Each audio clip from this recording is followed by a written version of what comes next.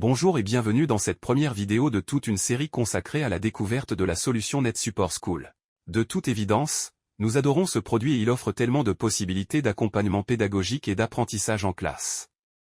Dans cette vidéo d'introduction, nous allons vous montrer la façon de s'approprier NetSupport School. Vous noterez quelques icônes du logiciel sur votre bureau. Celle qui nous intéresse s'intitule Console Tuteur NetSupport School. Pour commencer, nous allons simplement double-cliquer ici. Vous découvrez alors plusieurs options, 3 options. Et comme l'indiquent les icônes, chacune de ces 3 options propose davantage de caractéristiques et de fonctionnalités. En fonction de votre aisance dans l'utilisation du produit, vous voudrez probablement commencer par, et c'est par là que nous commencerons dans un instant, par certaines des fonctionnalités préférées de NetSupport School, avec des fonctionnalités spécifiques pour vous aider à bien commencer. Et, au fur et à mesure que nous avancerons dans la vidéo, nous examinerons les fonctionnalités principales de cette option intermédiaire ici, et ensuite, nous passerons à la suite complète des fonctionnalités ici. Mais pour commencer, nous allons tout d'abord nous intéresser à ce regroupement spécifique de fonctionnalités pour la salle de classe. Il suffit de cliquer ici. Et tout de suite, on nous demande de donner certaines informations. OK. Vous voyez donc que je me suis déjà connecté. Mon nom y figure déjà. C'est mon cours qui apparaît. Et vous pouvez saisir ce que vous voulez dans la zone de titre du cours. Par exemple si vous avez une classe différente, ou si vous souhaitez utiliser un code de classe issu de votre SIG, Système d'information de gestion. Par exemple 10.1, si vous êtes professeur d'anglais et qu'il s'agit de la première séquence. Une fois que vous avez saisi ces informations, il vous suffit alors de choisir là où vous souhaitez aller ensuite. Nous allons nous rendre dans la salle 1, je vais donc la sélectionner. Et je veux recueillir les noms des élèves, de ma classe. Depuis ma dernière utilisation, j'ai cette option déjà cochée d'obtenir les noms des étudiants. C'est donc déjà fait pour moi. Il y a quelques options supplémentaires ici. Nous pouvons ajouter des nouveaux éléments ici, et nous pouvons aussi supprimer certaines connexions si nous le souhaitons. Cela aura été probablement configuré pour vous, il est donc préférable de ne pas trop y toucher. Nous pouvons aussi, à partir d'ici, allumer les appareils le cas échéant. Mais nous allons passer directement à Bokeh.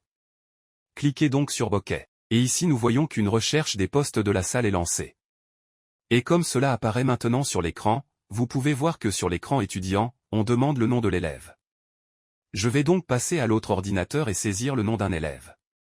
Maintenant, vous pouvez voir ce que j'ai saisi ici. Je vais cliquer sur Bokeh dans une seconde.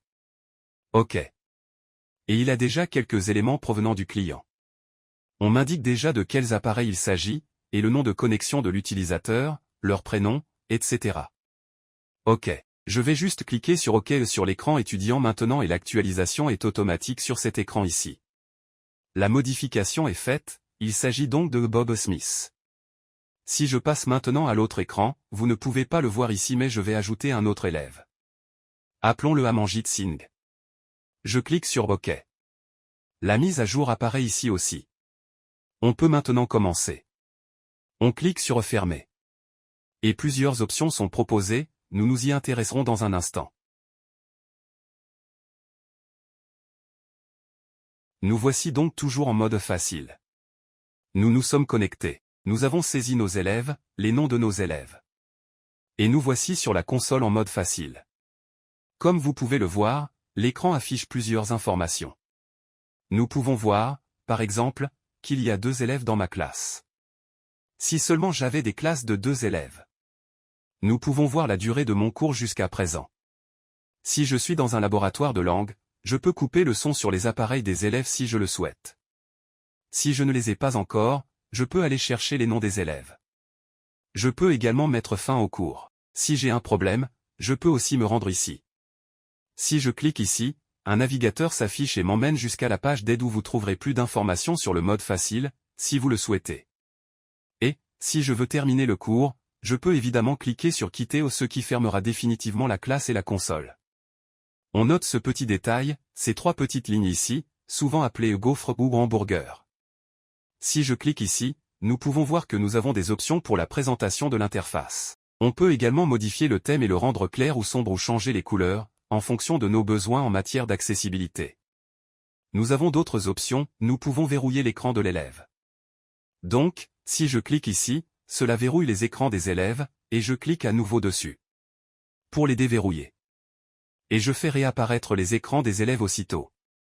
Je peux aussi désactiver les écrans. Je peux bloquer l'Internet, comme par exemple, s'il s'agit donc d'un cours pendant lequel je fais passer un test ou quelque chose de ce style, et que je ne veux pas que les élèves aient accès à tout ce qui se trouve sur Internet, dans ce cas je peux bloquer l'accès. Et je peux aussi faire un suivi de l'apprentissage ou du bien-être en cours très simplement en utilisant l'option feedback et bien-être ici.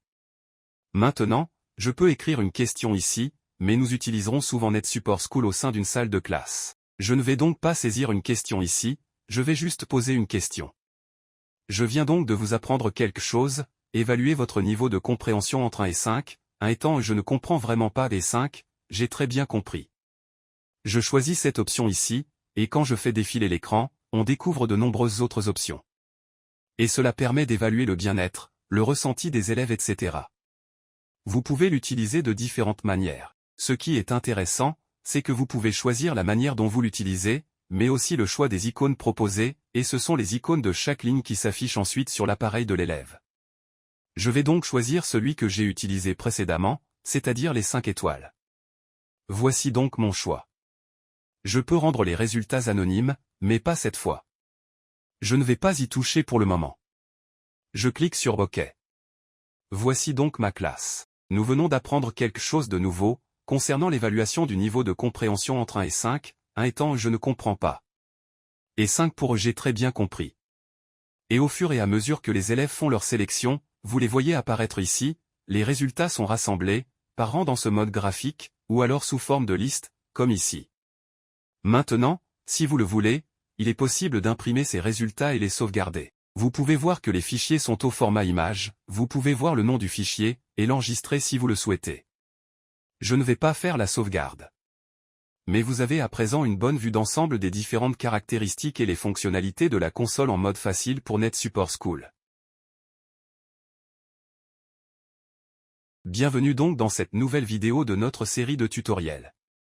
Ici, nous allons explorer le mode intermédiaire de NetSupport School.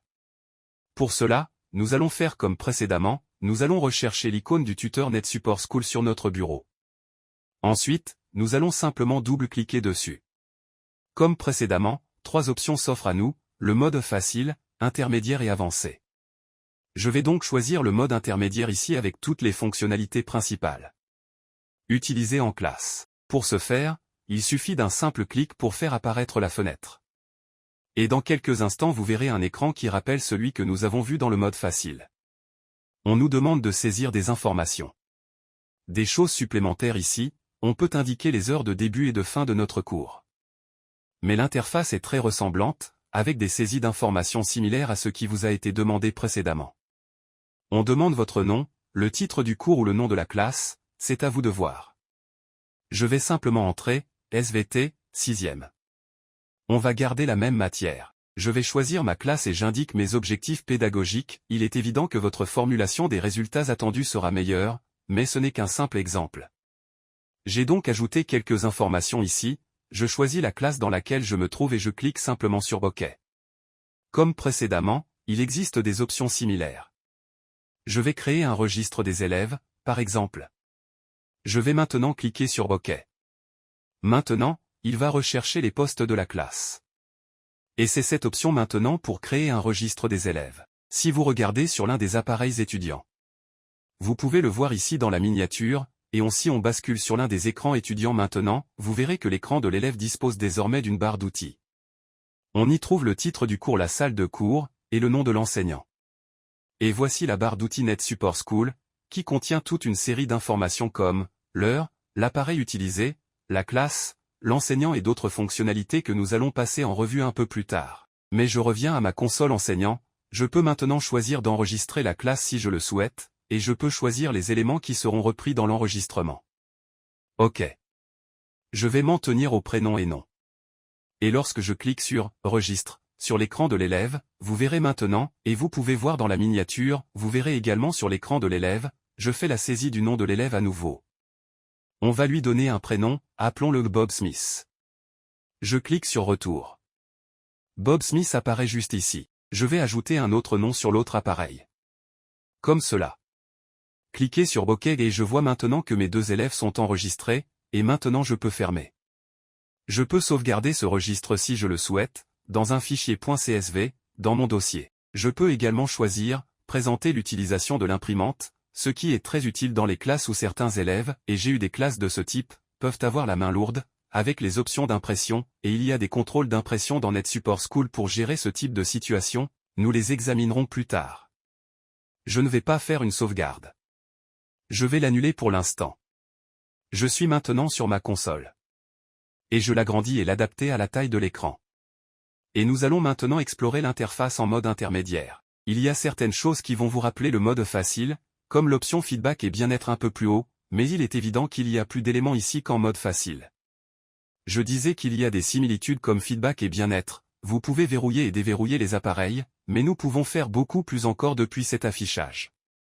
Et gardez à l'esprit qu'il s'agit d'une présentation de type ruban. Ainsi, si nous pouvons travailler avec nos clients, à partir de la liste qui se trouve sur ce ruban, nous avons aussi des options pour les groupes, nous avons des options de sélection, différents affichages avec les miniatures, plusieurs types d'agencements pour différentes miniatures, vous pouvez voir les applications utilisées, les sites internet consultés, voir lorsqu'ils ont à demander de l'aide.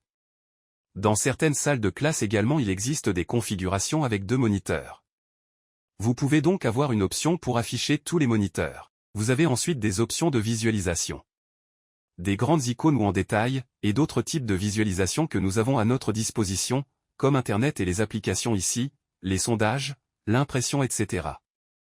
Dans ces visualisations ici, par exemple, je préfère personnellement un affichage détaillé pour visualiser autant d'informations que possible.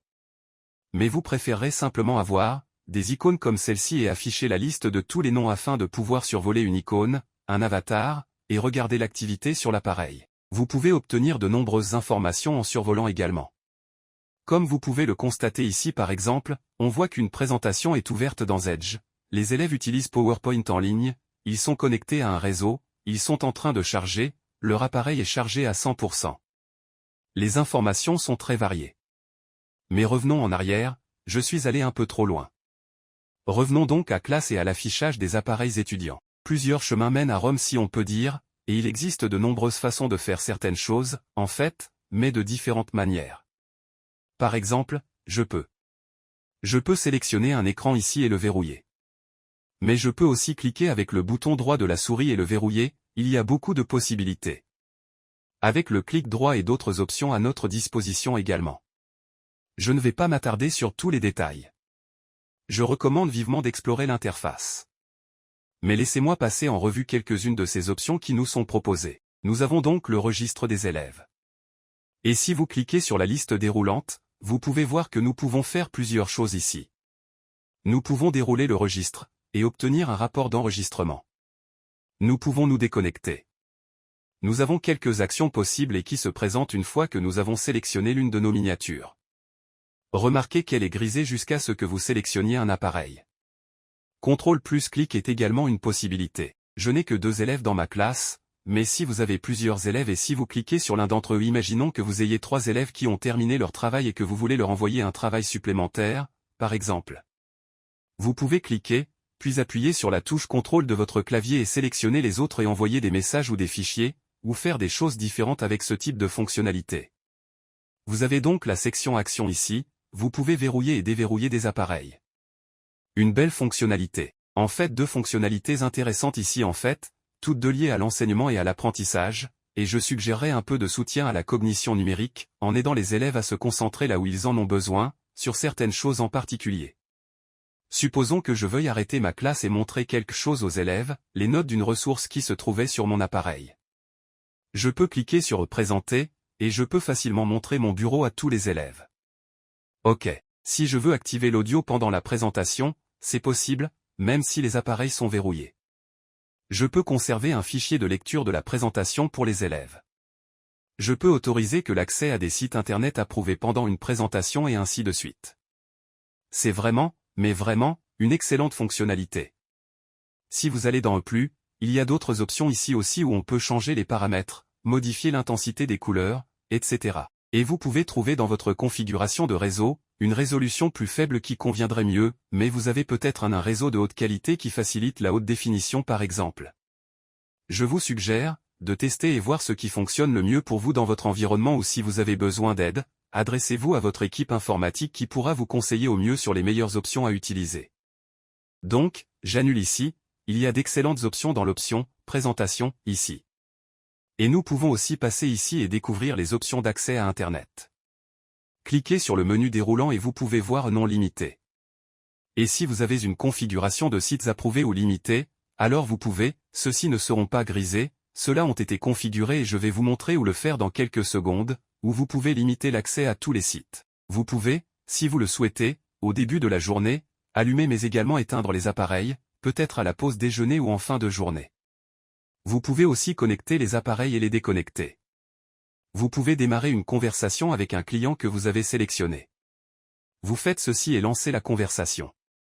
Et sur leurs appareils, je vais en parler en plus de détails un peu plus tard, les élèves peuvent entamer ou demander une conversation ici aussi. De même, comme c'était le cas en mode facile, nous avons l'option feedback et bien-être, et vous pouvez aussi envoyer des messages courts à un client. Par exemple, Bob. Je vois ici que Bob fait quelque chose qu'il ne devrait pas faire, je peux envoyer un avertissement virtuel à Bob, selon une formulation personnelle. Disons que vous avez remarqué une anomalie dans ce qui a été saisi, une faute de frappe par exemple, où il y a des erreurs, alors il faut donner rapidement un feedback. Et vous pouvez aussi le faire par l'intermédiaire de l'option message ici. C'est donc la première chose sur le ruban dans l'onglet groupe. Et nous avons la possibilité de créer des sous-groupes. Imaginons que vous ayez des élèves dans votre classe qui ne sont pas natifs, vous savez que pendant le cours, vous allez devoir fournir un soutien supplémentaire. Vous pouvez créer un groupe pour ces élèves. Vous pouvez définir des groupes à toutes fins pédagogiques en fonction de votre situation et de votre classe. Vous pouvez choisir de regrouper au hasard si vous le souhaitez. Et vous pouvez montrer ou masquer la barre de groupe en fonction de votre utilisation de la fonction groupe. Vous pouvez envoyer des fichiers. Nous avons à nouveau l'option message. Vous pouvez choisir les chefs de groupe si vous voulez et vous avez tout un choix d'options de configuration ici, pour vos chefs de groupe si vous organisiez des travaux de groupe par le biais de NetSupport School. Donc, toute une série de fonctionnalités et d'options dans la section groupe. Et, comme vous l'entendrez tout au long de la présentation, il y a une multitude de possibilités d'apprentissage et de manières de procéder. Ainsi, si vous organisez des activités de groupe, si vous faites des choses virtuellement dans un modèle ARCN, il y a plusieurs façons d'utiliser l'outil en fonction de votre classe, lorsque vous choisissez d'utiliser la technologie. L'outil est vraiment superbe. Dans le ruban sélectionné, nous avons plusieurs options. Vous pouvez avoir différentes présentations de miniatures, afin d'obtenir une résolution élevée, moyenne ou inférieure et avoir des mises à jour en temps réel. Personnellement, quand c'est possible, je préfère le temps réel pour surveiller évidemment en temps réel les activités des élèves à tout moment. Ensuite, dans l'onglet Visualisation, vous avez un grand nombre d'options ici à votre disposition. Quand on parcourt ces différentes options sur le côté, les options un peu plus haut changent également. Alors jetons un coup d'œil à la suivante, je reviens sur classe brièvement puis allons sur Internet Metering et les contrôles Internet juste ici. Je vois donc que mes élèves apparaissent sous forme d'avatar. Si cela vous convient, c'est parfait. Vous pouvez aller dans Visualisation et passer sur Détails et vous obtenez ainsi plus d'informations sur ce qu'il est possible d'afficher, vous avez ici les grandes icônes. Vous pouvez toujours sélectionner la barre de groupe et la barre d'action et bien plus encore. Vous avez aussi quelques modes ici. Vous pouvez donc choisir la visualisation moniteur, la visualisation application, la visualisation sondage et d'impression. Et ceci est en fait une autre version de ce que vous pouvez voir sur le côté, par ici. Ici, nous avons exploré classe, nous sommes vus ou nous avons déjà vu groupe, sélectionné. Mais le plus important pour nous et ce qui est différent aujourd'hui, c'est que nous pouvons maintenant voir les options d'accès à l'Internet, ici. C'est donc là que nous pouvons encore, une fois de plus, comme nous l'avons vu précédemment, aller dans illimité et limiter tout. Nous avons accès limité dans le temps, etc. Mais ce que nous voulons voir, c'est voici notre liste de sites Internet. C'est ici que nous pouvons configurer et charger des listes de sites Internet à des fins différentes.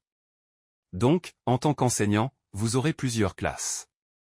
Et c'est là que vous pouvez, vous savez, au stade de planification et de préparation, et il peut y avoir des éléments que vous mettez en place régulièrement, des sites Internet spécifiques que vous souhaitez approuver et limiter, etc.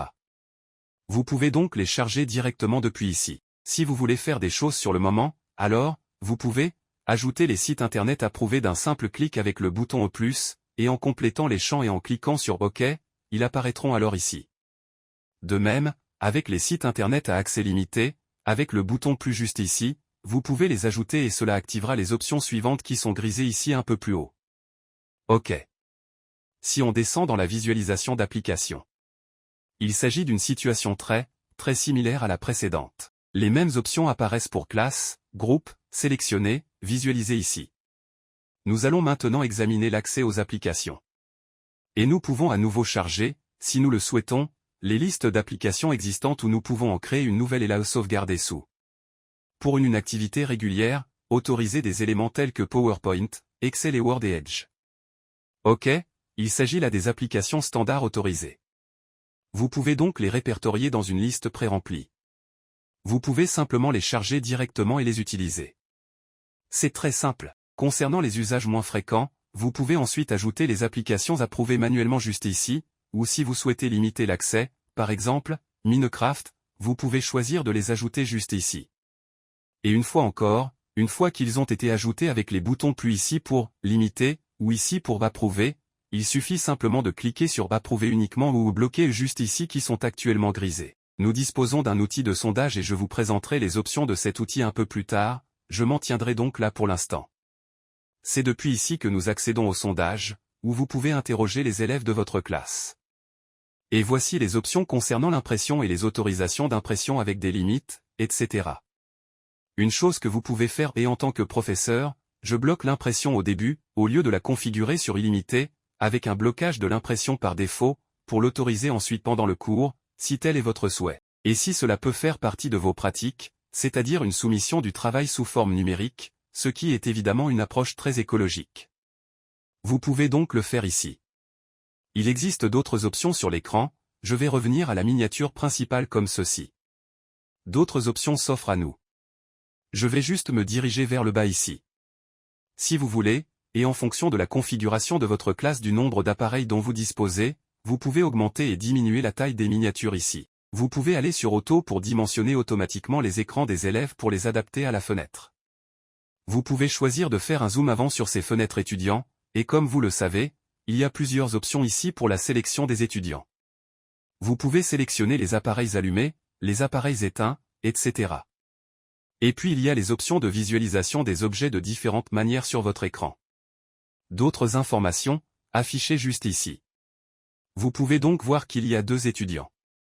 Nous allons nous pencher sur cette option dans un instant. Et la dernière zone à examiner est là-haut avec verrouiller tous.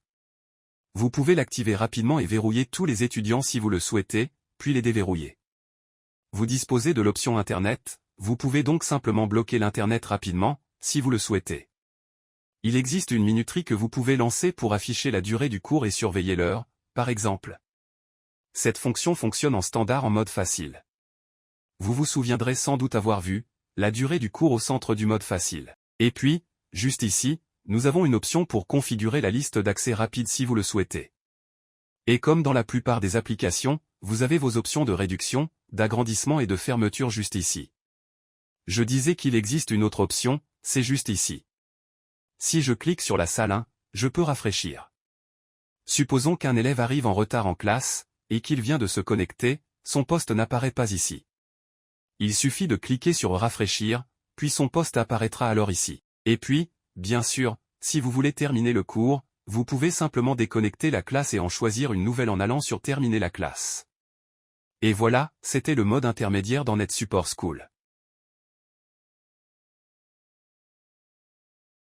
Maintenant que nous avons exploré NetSupport School en mode facile et intermédiaire, nous allons examiner le mode avancé.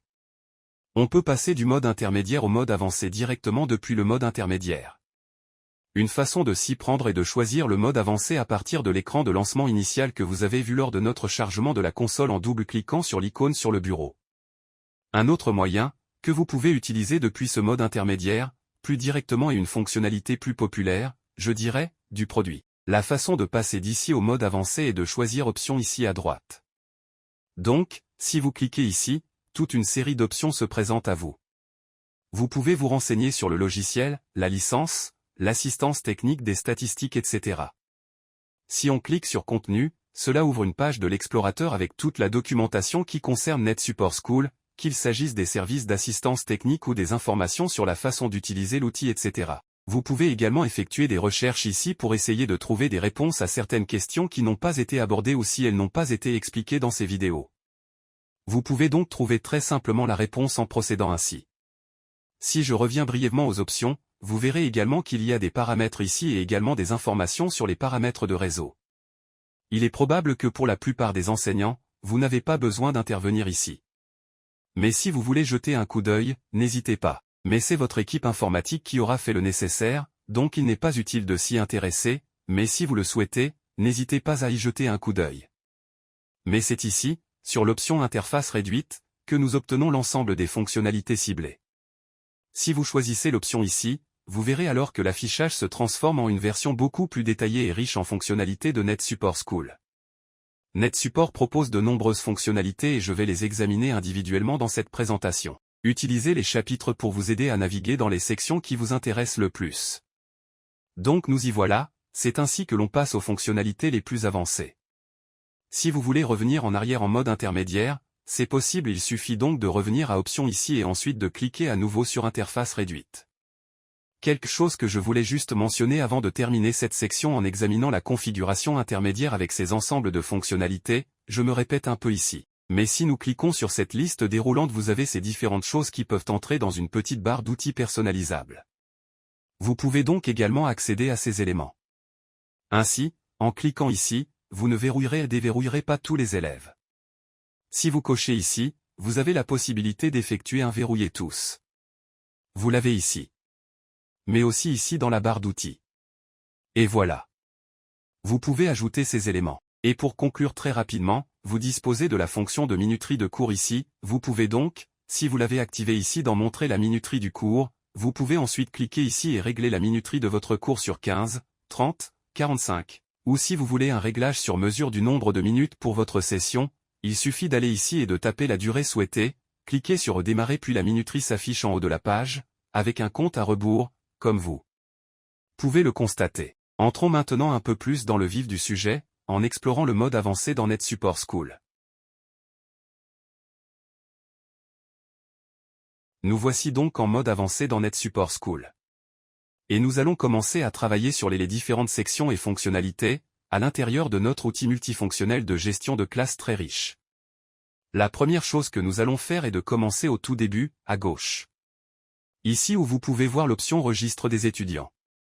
Maintenant, il existe des options concernant le registre des étudiants lorsque vous vous connectez pour la première fois au produit. Mais imaginons que vous venez de déconnecter tout le monde et que vous voulez simplement commencer un nouveau cours. Vous remarquerez donc que l'icône n'est qu'une icône et rien d'autre. C'est important, et je vais vous expliquer pourquoi dans une seconde. Il vous suffit donc de cliquer sur Registre des élèves et cela fait apparaître vos options de registre élève ici. Ces informations sont pré-remplies, elles proviennent de ma dernière utilisation. Il y a mon nom ici, ma classe et les objectifs du cours. Évidemment, vous pourriez développer plus et bien épeler le mot photosynthèse aussi, je vais donc rectifier la faute pendant que je parle. Je ne vais rien modifier ici car c'est juste un simple exemple. On peut recueillir davantage d'informations si vous le souhaitez, mais je vais m'en tenir au prénom et au nom. Je clique sur Enregistrer.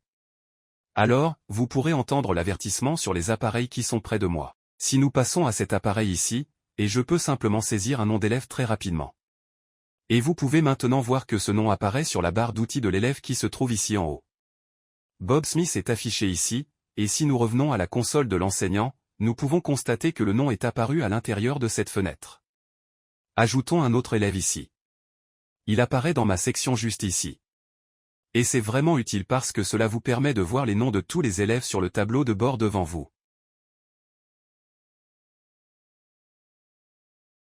Selon l'affichage, c'est vrai que c'est pratique avec la visualisation en miniature, mais peu importe l'affichage, il est probable qu'il n'est pas représentatif de votre classe et du plan de classe avec les différents appareils.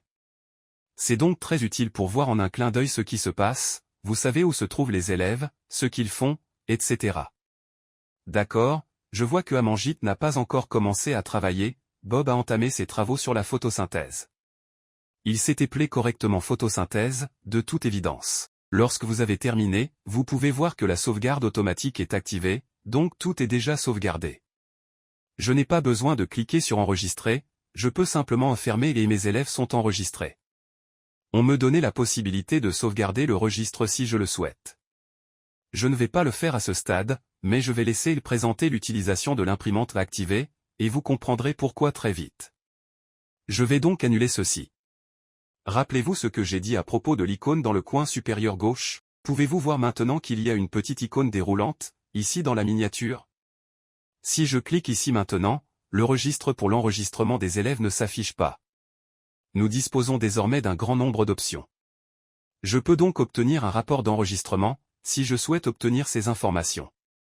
Je peux en fait, rapidement l'imprimer si je le souhaite. Je peux envoyer cet élève s'enregistrer également sur le journal du tuteur. Si c'est la fin de la session et que je souhaite me préparer pour mon prochain cours, je peux simplement les déconnecter. Pour voir le type d'information qui se trouve sur le côté du rapport d'enregistrement, je vais juste cliquer ici rapidement. Et c'est le genre d'information qui peut être imprimé, partagé dans le journal également. S'il s'agit de la fin d'une session, l'une des choses que je souhaitais dire que c'est évidemment pratique d'avoir les noms des élèves et celui des appareils utilisés. Ces éléments peuvent être utiles pour de nombreuses raisons. Vous pouvez demander aux élèves pourquoi ils s'enregistrent avec des noms différents, par exemple, si vous le souhaitez. Je suis sûr que les noms correspondraient probablement ici. Mais ce que j'ai trouvé très utile dans mes cours par le passé, et si j'enseignais encore aujourd'hui, ce serait quelle page, ou le nombre de pages imprimées par les élèves, le nombre de travaux envoyés. C'est vraiment très utile. J'ai enseigné pendant de nombreuses années, je sais que les élèves peuvent parfois aller trop loin et cliquer sans retenue sur le bouton d'impression. Et il est important qu'ils soient conscients de toutes ces choses. J'ai partagé avec vous dans une première partie de cette vidéo, la façon de bloquer immédiatement l'impression. Et c'est quelque chose que je recommanderais, une sensibilisation régulière en quelque sorte à chaque fois que vous commencez une classe, désactiver l'impression et ensuite autorisez-la le cas échéant, pour essayer de maintenir ses coûts à un niveau bas. Mais c'est vraiment utile d'avoir ce type d'information de toute façon dans le rapport. Voilà, c'est fait. Je vais clore cette question maintenant parce que je suis prêt à démarrer mon cours, mais, pour résumer, nous nous sommes penchés sur le registre des élèves, sur la façon de procéder et d'accéder aux informations. Contenu. N'oubliez pas, à la fin du cours, il faut cliquer sur Déconnecter. Pour déconnecter les élèves. OK. L'une des choses que vous voudrez faire souvent à l'aide de cet outil dans NetSupport School, c'est visualiser les écrans de vos élèves.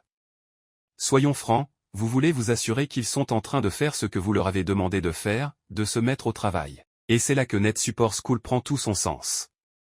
Il est évident qu'il est possible de faire beaucoup de choses à faire pour maintenir les élèves sur la bonne voie en utilisant certains contrôles d'application, certains des contrôles Internet, pour s'assurer qu'ils n'utilisent que certains sites Internet ou outils qu'ils sont autorisés à utiliser.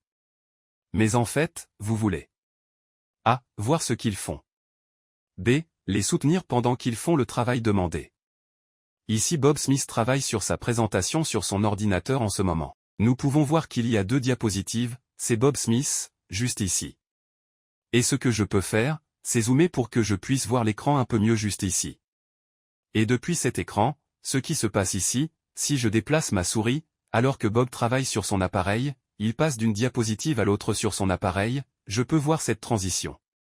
Il y a une activité, le contenu des écrans change. Si je commence à changer certaines choses, vous pouvez voir ce qui s'y passe ici. OK. Ce qui est vraiment utile, c'est que non seulement je peux voir cela dans la miniature, mais il y a de fortes chances pour que, comme vous le savez, que vous n'ayez pas seulement 2 élèves, vous allez donc avoir un affichage assez petit, si vous avez tout un groupe. Vous pouvez voir que des choses se passent. Mais ce que vous pouvez faire, c'est sélectionner l'écran d'un élève et le voir en plein écran. Et c'est très, très facile à faire. Le moyen le plus rapide, celui que j'ai toujours utilisé, c'est de double-cliquer sur l'icône que vous voyez ici. Vous pouvez le faire depuis d'autres affichages. Vous savez, si vous ne voyez que l'avatar, vous pouvez double-cliquer et passer directement à l'affichage. Vous pouvez cliquer avec le bouton droit de la souris et visualiser le client etc. Et pendant que j'y suis, il existe d'autres façons d'interagir. Disons donc que Bob a manifestement fait une erreur sur le mot photosynthèse ici. On peut agrandir un peu plus. OK. Donc, si je voulais, si je remarque que Bob se trompe, je pourrais l'interpeller devant toute la classe, Bob. Avez-vous pensé à et donner à Bob ce retour d'information? Il se pourrait aussi, selon les règles que vous imposez, à certains moments, lorsque vos élèves sont concentrés, la classe est silencieuse, et les élèves se concentrent sur leur travail. Nous pouvons alors aller dans la conversation et démarrer une conversation en ligne. Je peux aussi simplement envoyer un message à Bob. Bonjour, Bob. As-tu pensé à ceci, à cela par exemple? Vous pouvez choisir ces options pour vous disposer de ces moyens de communication et vous choisissez la solution qui vous convient le mieux le moment venu. Mais la possibilité de visualiser un écran étudiant est très utile. Et il y a plusieurs façons de le faire. Récapitulons. Vous pouvez double-cliquer sur et ceci apparaît. Il est également possible de faire un clic droit de la souris, et aller sur Visualiser les clients. Et n'oubliez pas que, selon la visualisation sur laquelle vous vous trouvez, cela n'a pas beaucoup d'importance. Passons tout de suite à cette visualisation, par exemple. Je peux toujours double-cliquer ici et obtenir mon affichage. Il en va de même pour d'autres visualisations. Et pendant que nous sommes ici, il est important de remarquer et de noter les choses que vous pouvez faire pendant que vous visualisez l'écran d'un élève également. Ce que je peux faire, c'est partager, OK. Nous pouvons donc utiliser à la fois la souris et le clavier en même temps. Je peux simplement l'observer. Il se peut aussi que je veuille contrôler cet appareil. Donc, vous savez, Bob peut essayer de faire des choses sur son ordinateur en ce moment même, il ne peut plus rien faire parce que j'ai le contrôle de son appareil. Ce que je peux aussi faire en passant sur la barre d'outils ici, il y a d'autres options. Je peux optimiser pour les couleurs, la profondeur, la vitesse ou la qualité. Je peux envoyer CTRL plus Alt plus Supr au client, ce qui pourrait être utile pour la déconnexion des élèves ou pour diverses raisons. Je peux simplement désactiver cet écran au lieu de le verrouiller. Parfois, lorsqu'un élève ne fait pas ce qu'il faut, OK, on peut obtenir quelques preuves de son activité. Nous pouvons donc faire une capture d'écran en cliquant ici. Si vous cliquez sur la liste déroulante, vous pouvez alors ouvrir un dossier où l'on peut trouver ces captures d'écran également. Si c'est vraiment nécessaire, je peux déconnecter Bob, redémarrer son appareil, je peux adapter à la taille de l'écran, je peux passer en plein écran et je peux adapter les différents rapports d'aspect. Il y a différentes captures de données d'écran, et des modes de compatibilité. Je peux également afficher ou masquer la fenêtre de navigation. Je peux envoyer des choses à partir d'un presse-papier, récupérer des éléments. Je peux l'activer pour qu'il envoie et reçoit automatiquement le contenu du presse-papier, si nous travaillons avec le copier-coller. Nous pouvons ajouter quelques options de lancement rapide ici et y ajouter d'autres éléments si nous le voulons aussi. N'oubliez pas non plus que nous avons d'autres options, parce qu'il s'agit d'une interface en ruban plutôt qu'une interface de menu ou une barre d'outils standard. Si nous cliquons sur Outils, nous avons transfert de fichiers ainsi que conversation et annotation, ce qui est très utile. Il me suffit donc d'aller sur Annoter. Puis, à partir de l'outil d'annotation ici, je peux alors faire des choses avec des fichiers, des stylos, des formes, des couleurs et des polices etc. directement sur l'appareil de l'élève. Cliquez de nouveau ici, ce qui désactive la fonction d'annotation. Et le dernier onglet ici qui fait apparaître le ruban final concerne la communication avec l'élève. Il se peut donc que vous ayez des élèves dans la salle qui portent des écouteurs et travaillent de cette façon, vous pouvez ainsi avoir des conversations variées. Et ceci est également utile lorsque vous avez une configuration selon laquelle les personnes se trouvent dans des pièces différentes, ou différents lieux. Vous pouvez donc avoir une variété des conversations à l'aide de l'audio pendant que vous êtes connecté, avec l'étudiant ou l'élève. N'oubliez pas que certaines fonctions restent, mettre en sourdine, verrouiller, Internet, tous ces raccourcis qui demeurent en haut de l'écran, comme vous le voyez dans votre fenêtre principale, derrière, juste ici. Pour sortir de cette visualisation où vous êtes focalisé sur l'écran d'un élève, il suffit de fermer la fenêtre pour revenir à la situation initiale dans NetSupport School. Ma visualisation préférée, et nous nous pencherons sur les différentes visualisations dans quelques instants, mais ma préférée, encore une fois, parce que la plupart du temps ce que vous voulez faire en fait c'est surveiller ce que les élèves font en classe. Il s'agit de cette visualisation où l'on peut voir les miniatures, et vous pouvez voir tout ce qui se passe. C'est ainsi que vous visualisez un écran étudiant dans NetSupport School. On peut affirmer qu'il y a beaucoup de fonctionnalités appréciées par les établissements scolaires lorsqu'il s'agit de l'utilisation des NetSupport School. Mais l'une des fonctionnalités les plus privilégiées pour les activités pédagogiques et d'apprentissage est celle qui s'intitule Présenter. On aime la possibilité de voir les écrans des élèves. Et c'est super pour l'assiduité et l'apprentissage, guider les élèves et être capable de voir quand un conseil peut être nécessaire, un feedback formatif. Mais l'option Présenter est très utile. Si je clique ici maintenant. Si vous utilisez la version précédente de NetSupport School, vous vous demandez peut-être où est l'option Affichage en bas. Ne vous inquiétez pas, elle est toujours là. Il vous suffit de sélectionner l'étudiant que vous souhaitez présenter, puis retourner à la rubrique « Présenter » et l'option « Affichage » apparaît. Ne vous inquiétez pas. Il est également possible de faire un clic droit de la souris et d'afficher etc. Mais nous en parlerons plus en détail dans une seconde. OK. La fonction Présenter vous permet donc de partager votre écran sur les écrans des autres dans votre classe. Il se peut que vous souhaitiez le faire par élève pour un groupe d'élèves, un groupe sélectionné ou à l'ensemble de la classe. Pour ce faire, il suffit de se rendre dans la rubrique « Présenter ». Et il y a une variété d'options ici à notre disposition. Il y a présentation rapide. Il y a présentation de vidéo. Vous pouvez montrer une vidéo au client. Vous pouvez montrer le fichier de lecture et nous en parlerons dans quelques instants. Vous pouvez enregistrer une activité locale vers un fichier de lecture, si vous voulez le faire pour vous-même et le partager plus tard avec vos élèves. Vous pouvez montrer une application spécifique que vous avez ouverte aux élèves. Et puis il y a quelques variables que vous pouvez ajuster, en bas de la page, liées à vos activités. Il se peut donc que vous activiez l'audio pendant une présentation, ainsi le son accompagne ce que les élèves voient sur leurs écrans. L'élève est verrouillé et la présentation apparaît dans une fenêtre plein écran. Ceci est une excellente fonction. Il s'agit donc d'une rediffusion de la présentation sur les postes étudiants. Abordons d'abord ces autres fonctions et ensuite je vais vous parler de la raison pour laquelle ce fichier de lecture est une excellente idée. OK. Celui-ci n'autorise que l'accès à des sites internet approuvés pendant la présentation. Ainsi, si vous voulez que les élèves fassent certaines choses pendant que vous parlez, faire des recherches par exemple, alors vous pouvez l'autoriser. Et il y a d'autres options ici, pour que vous puissiez apporter des modifications concernant la profondeur de couleur et les touches de raccourci que vous utilisez. Et ainsi de suite. OK. Il y a donc quelques options supplémentaires. Mais revenons un peu en arrière un instant et parler de la création d'un fichier de lecture de la présentation sur le poste étudiant.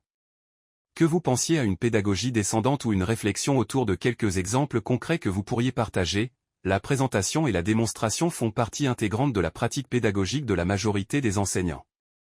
Que se passe-t-il alors, quand un élève oublie ce que vous leur avez dit? En fait, il va sûrement vous poser la question, « Monsieur, pouvez-vous réexpliquer comment on fait ça ?» Combien de fois avez-vous dû revenir en arrière et répéter aux élèves ce que vous avez déjà expliqué? Parfois, c'est parce que vous avez mal expliqué, vous savez, nous pourrions en parler longtemps, il y a beaucoup de débats concernant la meilleure façon d'expliquer les choses. Et nous n'allons pas en débattre maintenant. Cependant, offrir à un élève la possibilité de revenir en arrière et revoir ce que vous avez expliqué est très utile. De même, si vous avez des élèves dans la salle qui ne parviennent pas à voir ce que vous présentez ou démontrez ou décrivez aux autres élèves depuis le fond de la classe, pour des raisons visuelles ou peut-être qu'il y a un obstacle, dans l'une de mes anciennes classes, par exemple, j'avais des piliers qui me gênaient, les chaises des élèves n'étaient pas nécessairement disposées de façon optimale à cause de l'agencement de la salle de classe, etc. Donc la possibilité d'avoir quelque chose devant soi, c'est vrai, une fonctionnalité accessible, c'est vraiment très utile. Mais si vous ajoutez ensuite ce fichier de lecture et la possibilité de l'associer au journal des cours de NetSupport School pour que les élèves puissent accéder facilement à ces informations après votre présentation initiale, vous disposez alors d'un outil très puissant pour soutenir votre travail en classe. Cela vous évite aussi de revenir en arrière et de répéter la même chose à certains élèves qui, peut-être n'étaient pas assez attentifs lorsque vous avez donné l'explication en premier lieu. Toujours dans un cadre pédagogique et d'apprentissage aussi, la présentation de l'écran d'un élève aux autres élèves offre d'autres possibilités d'enseignement, d'apprentissage en classe. Ainsi, par exemple, Bob a effectué ce travail qui, tout en étant bon, pourrait être amélioré.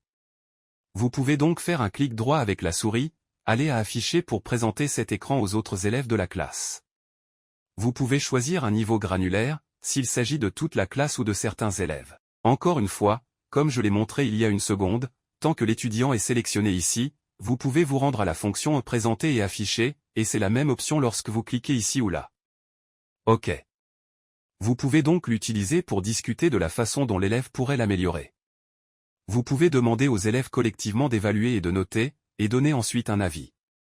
Vous pouvez parler de ce qui est bien fait, faire un bilan de ce qui est positif, avec des pistes d'amélioration. Il existe de nombreuses façons d'en faire une activité utile qui pourrait être intégrée dans la pratique pédagogique. Et encore une fois, vous savez, cette fonction est très populaire pour des raisons évidentes, je pense. Dans cette partie de la vidéo, je voulais consacrer un peu de temps à la présentation de l'utilisation du tableau blanc. Et nous venons de parler de la présentation et du partage d'écran, mais je voulais maintenant parler de la façon dont nous pouvons réellement collaborer dans un espace et l'utiliser pour plus de feedback et de discussion autour de l'apprentissage et de la pédagogie. Pour accéder au tableau blanc, il suffit de se rendre sur cette icône ici au bas de cette liste d'options. Et ne vous inquiétez pas, nous reviendrons au reste de ces éléments plus loin dans la vidéo. Ne vous inquiétez pas. Ici, nous pouvons utiliser un tableau blanc interactif avec les élèves de la classe. Et c'est un outil très facile à utiliser, mais il y a beaucoup de façons différentes de l'exploiter. Nous commençons donc par cliquer ici, ce qui fait apparaître le tableau blanc. Et comme il est indiqué, il n'est pas actuellement montré aux élèves. Ce n'est pas grave. Pour allumer le tableau blanc et l'afficher, cliquez sur le bouton Présenter du ruban. Un rappel très utile, merci. Vous pouvez le désactiver, mais c'est un rappel pratique si vous en avez besoin. Vous pouvez ainsi voir les noms de nos élèves à droite. Nous avons un certain nombre de choses de ce côté-ci, il y a quelques choix de couleurs et de largeur, des formes, des outils, etc. On peut insérer des images. Il s'agit d'ailleurs d'une excellente façon de faire des choses comme insérer des questions d'un examen précédent déjà sauvegardées sous forme d'images recadrées, avec un outil de découpe par exemple. Et si nous voulons recommencer, nous pouvons effacer le tableau blanc très rapidement en cliquant sur Effacer le tableau blanc. Nous pouvons modifier la taille du canevas et ainsi de suite. Mais ce que nous allons faire tout d'abord, c'est aller à Présenter. Et nous avons fait quelques calculs simples dans mon cours. Je vais donc me contenter d'écrire ici des sommes vraiment difficiles. 2 plus 2. Voilà. Et je dis, OK, Amanjit, merci de bien vouloir me donner la réponse. Ainsi, je peux faire travailler Amanjit de deux manières. Je peux soit cliquer sur son nom puis sur redonner le contrôle, ou je peux revenir à son nom ici, il suffit de faire un clic droit et choisir Donner le contrôle ici. Et une fois que j'ai fait cela, Amanjit peut simplement changer la couleur, la largeur du texte et donner sa réponse. Et malheureusement, Amanjit s'est trompé. Ce que je vais faire maintenant, c'est que je vais juste dire, ce n'est pas tout à fait correct, Amanjit, merci mais ce n'est tout à fait la réponse attendue. Ce que j'aimerais maintenant, c'est transférer ce contrôle à Bob. Bob, tu peux essayer, s'il te plaît? Bob peut donc se rendre ici, changer la couleur, il peut choisir cette couleur. Il va modifier la largeur ainsi. Peux-tu me barrer la réponse, s'il te plaît? Oui, ok. Merci, Bob. Peux-tu maintenant écrire la bonne réponse, s'il te plaît, si tu la connais? C'est très bien. Vous pouvez alors expliquer comment obtenir le résultat, peut-être aller plus loin dans l'explication. Il est évident que cela peut être utilisé dans de nombreuses situations, et de nombreuses manières différentes. Une fois que vous avez terminé, revenez ici maintenant, à la console enseignant, pour la vidéo et revenir en arrière et reprendre le contrôle. Et si vous voulez recommencer, il vous suffit de cliquer sur Effacer le tableau blanc. Ne vous inquiétez pas non plus, si tout cela est encore sur les écrans des élèves. La présentation est toujours active, je reprends le contrôle moi-même. Nous avons en effet un peu plus d'espace ici, donc je peux continuer à écrire ici et il y a encore de l'espace ici en bas. Si vous voulez recommencer, il vous suffit d'aller sur Effacer le tableau blanc et c'est parti. Mais si vous le voulez aussi, vous pouvez simplement sauvegarder ce tableau blanc juste à titre de référence et l'insérer dans le journal de l'élève. Mais pour l'instant, nous allons nous contenter d'effacer ce tableau blanc. Et une fois l'activité terminée avec votre classe, il suffit d'aller sur Présenter, cliquer de nouveau dessus, et cela le désactive pour les élèves et ils peuvent alors continuer le travail de classe. C'est ainsi que l'on utilise le tableau blanc dans NetSupport School. Malheureusement, tous les enfants ne sont pas sages en cours. Et, vous savez, en tant qu'enseignants, nous disposons d'une grande variété de compétences interpersonnelles que nous pouvons utiliser avec les jeunes, avec le soutien du règlement scolaire, évidemment, pour gérer les mauvais comportements. Souvent, les enfants peuvent avoir des comportements indésirables lorsqu'il s'agit de leur utilisation de la technologie également. C'est donc une bonne chose que nous ayons ces approches non numériques que nous pouvons utiliser avec les jeunes, mais nous voulons avoir aussi des outils à notre disposition pour nous aider lorsque les enfants font un mauvais usage de la technologie. Donc, une chose très simple que nous pouvons faire avec les jeunes quand ils ignorent le travail à faire est d'utiliser certaines fonctionnalités de NetSupport School. Et par chance, pas vraiment, mais comme par hasard, je vois que mon ami Bob Smith commence à s'essouffler un peu. Il s'intéresse à ce qui ressemble à un jeu en ligne, et du Paddling Badge. Eh bien, je veux intervenir et interpeller Bob, et il y a toute une série de choses que je peux faire. Mais dans un premier temps, ce que je veux, c'est empêcher Bob d'accéder au site. En fait, il devrait faire son travail sur la photosynthèse. Il ne devrait absolument pas être sur ce site. Je peux donc faire une ou deux choses pour verrouiller son appareil, et ensuite discuter avec lui de son activité. Je peux donc commencer par sélectionner son écran comme ça, et je vais sur Verrouiller pour bloquer son poste. Je peux aussi cliquer avec le bouton droit de la souris et verrouiller à partir de là également. Il y a donc plusieurs possibilités de faire la même chose. Je peux simplement envoyer un petit message et lui dire « Bob, reste concentré, s'il te plaît », et fermer le site. De même, je peux afficher mon cours au premier plan, et nous y reviendrons plus en détail dans quelques vidéos, un peu plus loin dans cette vidéo. Nous verrons comment configurer l'accès à des sites internet spécifiques consultables uniquement pendant le cours. Mais disons que l'accès est libre actuellement. Disons que je vais simplement verrouiller l'écran. C'est l'objet de cette section. Je me contenterai donc d'aller sur Verrouiller et cela verrouille l'écran. Je suis sur le point de quitter mon bureau pour parler à Bob, et je remarque, ce n'est pas possible. Amanjit essaie à son tour de se connecter à Facebook. Il est donc évident que je dois redresser la situation, car il s'agit d'une classe de 6e, je ne veux donc pas qu'Amanjit utilise Facebook, point final. Là encore, je peux cliquer avec le bouton droit de la souris et verrouiller ou je peux simplement sélectionner et aller sur Verrouiller, juste ici. Eh bien, dans ma toute petite salle de classe, quelques minutes plus tard. J'ai discuté avec Amanjit et Bob, et je peux aller directement sur Déverrouiller. Ne sélectionner aucun de ces affichages, et je peux simplement les déverrouiller. Maintenant, imaginons que Bob doit partir.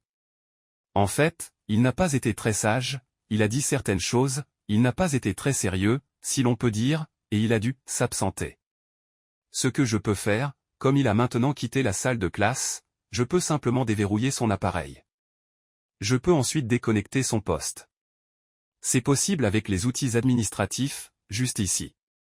Je peux simplement éteindre le poste. Je peux faire de nombreuses choses que je ne vais pas le faire évidemment, car il s'agit d'une vidéo de démonstration. Donc oui, les contrôles sont en place pour que nous puissions maintenir l'apprentissage qui doit avoir lieu en classe, et maintenir la concentration des élèves sur leur apprentissage. C'est donc ainsi que vous verrouillez et déverrouillez les écrans dans NetSupport School. Dans cette partie de la vidéo, nous allons examiner l'accès des élèves aux sites internet et aux applications, OK. Il y a deux façons de procéder dans ce cas. La première façon est configurer l'accès dans notre contrôle des applications et de l'Internet ici à gauche. Ce que nous pouvons faire ici, par exemple, c'est configurer des sites internet approuvés. En voici un sur Bitsys Photosynthesis, par exemple. J'aurais pu limiter l'accès à tous les sites internet possibles si je le souhaite ou des sites spécifiques si je les connais, etc. et ainsi de suite, OK. Mais si nous voulons que les élèves ne consultent que celui-ci, alors ce que je fais, je me contente de sélectionner Approuver uniquement. Ainsi, les seuls sites internet auxquels les étudiants et les élèves peuvent accéder est ce site internet, OK. Il reste ainsi concentré dans un lieu et un espace spécifiques. Et c'est parfait. OK. De la même manière, si vous voulez que les élèves, pour quelque raison que ce soit, n'utilisent qu'un outil spécifique, on peut faire la même chose en allant ici et en cliquant sur le bouton plus et ensuite en entrant le nom de fichier du fichier. Il pourrait donc s'agir de Word.exe pour Word, par exemple. OK. Vous pouvez ajouter une description ici et c'est ce qui apparaîtra en bas de la page. Et ce qu'on fait ensuite, comme pour les limitations ici, où nous avons non limité, ici. Nous choisirions simplement d'avoir limité, vous ne pouvez pas le voir actuellement, nous sommes sur Approuver uniquement pour l'instant parce que nous n'avons pas d'applications approuvées ou limitées ici. C'est ainsi que l'on procède. Et vous le faites de la même manière avec la configuration bloquée qu'avec Approuver. OK. C'est vraiment super, génial, en particulier pour les situations qui vont nécessiter de bloquer l'accès des élèves à certaines choses, notamment le cadre d'un examen ou d'un test. OK. Mais il y a une autre façon d'utiliser ce type d'outil pour permettre d'accéder à des sites internet sur le moment. Parfois, nous avons besoin de rassembler nos apprenants sur un site internet spécifique. Maintenant, juste parce que, il y a deux façons de procéder de faire également, en fait, parce que si vous avez une liste de sites internet approuvés, vous aurez remarqué la barre d'outils de l'élève. Si je passe sur le poste étudiant ici rapidement, nous pouvons voir sur ici le statut de l'internet, et ça nous indique ici les sites internet, si nous choisissons de les rendre approuvés uniquement, etc. OK. L'une des choses les plus pénibles c'est quand vous voulez que tous vos élèves se rendent sur un site internet spécifique à un moment donné. Et je m'en souviens très bien, devoir écrire une URL que je voulais que mes élèves consultent. Souvent, il s'agissait d'un URL assez long. Ce n'était pas simplement un domaine, il y avait une barre oblique vers l'avant ici et là et ainsi de suite. Et dans NetSupport School, nous avons une fonctionnalité fantastique appelée lancement rapide. OK. Donc avec lancement rapide, ce que vous pouvez faire, c'est essentiellement forcer un site internet ou une application à s'ouvrir automatiquement sur les appareils. La plupart des scénarios d'utilisation concernent les sites internet. Mais encore une fois, vous savez, plutôt que d'attendre indéfiniment que chaque élève soit au même endroit, sur les mêmes sites internet, avec ceci, il suffit d'aller sur lancement rapide. Il faut alors aller dans ajouter une URL et nous pouvons insérer l'URL ici. Et en voici une que j'ai déjà sélectionnée. Donner une description, nous l'appellerons en photosynthèse. Et vous connaissez certainement l'évaluation en tant qu'apprentissage comme une stratégie et une technique, j'en suis sûr, ce site internet en fait partie, avec une série de questions sur le thème de la photosynthèse, je crois que c'est de Britannica. Et donc si je l'envoie aux élèves maintenant, cela leur sera transmis et le site internet apparaît automatiquement sur, et vous pouvez voir, ici maintenant, en train de charger sur les deux appareils de mes élèves. L'élève peut alors, je passe rapidement sur le poste étudiant. Il faut accepter. Je clique sur le bouton démarrer ici, et maintenant mes élèves peuvent répondre aux questions. Quel est le principal objectif de la photosynthèse? Produire du dioxyde de carbone. Oh non, je me suis trompé. Voilà la bonne réponse. Si on me posait à nouveau cette question, je m'en souviendrais probablement parce que je visualise la mauvaise réponse. Voilà ce qu'est l'évaluation au service de l'apprentissage.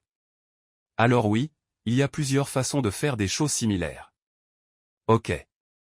Mais il est important que vous sachiez comment tous les faire.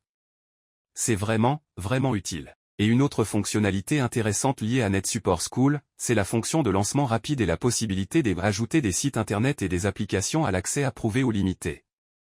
Juste un petit mot alors que nous sommes ici aussi, nous disposons d'une variété d'options pour la barre d'outils qui apparaissent avec l'accès à l'internet et avec l'accès aux applications, une fois que nous sommes dans ces lieux et ces espaces. Veuillez noter que les autres éléments que nous avons déjà mentionnés, OK, apparaissent ici de façon standard, comme nous l'avons pour la plupart des barres d'outils, du ruban, désolé, ici en haut de la page.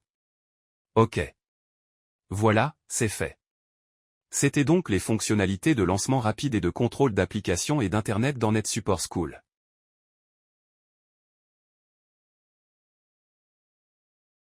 Ainsi, si vous travaillez dans un laboratoire informatique, il est très probable qu'un grand nombre de vos élèves présents dans la salle auront accès à un ordinateur fixe. Et de nombreux ordinateurs sont dotés de lecteurs, CD et DVD, à l'occasion, Blu-ray, mais bien souvent, ils proposent ce type d'équipement.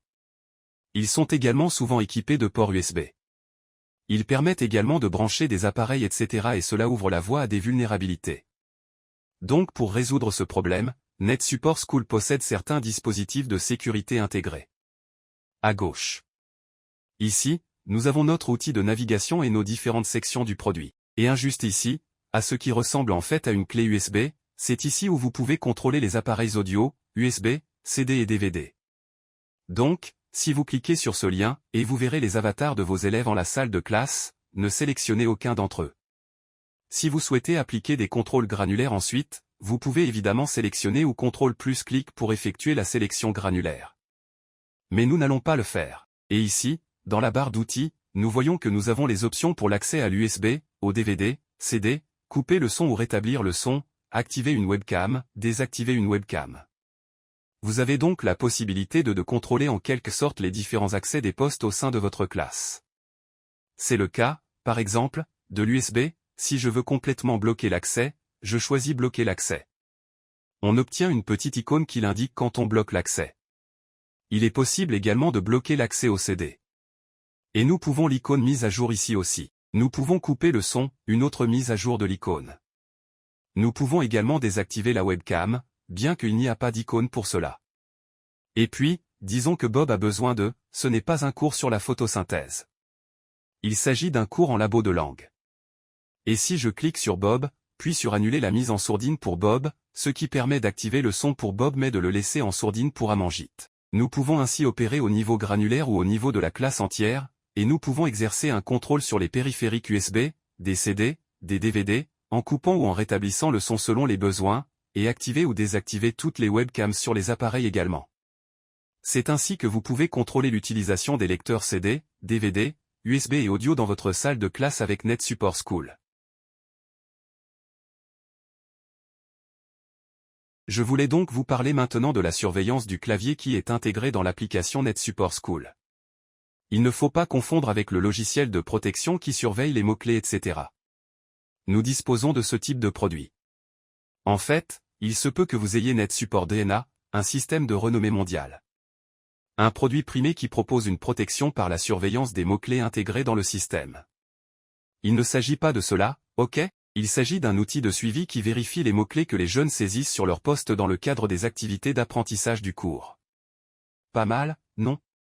Vous savez, dans de nombreuses classes, nous voulons que les élèves fassent référence à des mots-clés. Ici, maintenant, concernant la photosynthèse, nous voulons que les élèves utilisent des mots comme photosynthèse et qu'ils sachent les placer correctement. Des mots comme chlorophylle, soleil, dioxyde de carbone, verre etc., oxygène, etc. Nous pouvons donc ajouter ces expressions. Nous pouvons également ajouter quelques mots inappropriés. Il pourrait s'agir de mots comme chlorophylle, mais mal orthographiés, ok?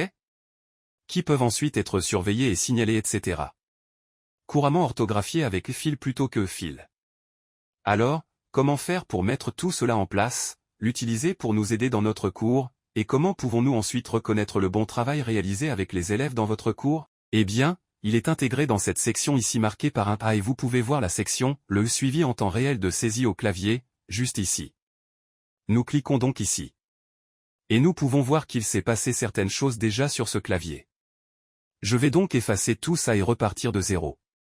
Donc, comme pour toutes ces options, nous conservons un grand nombre de ces icônes standards sur le ruban.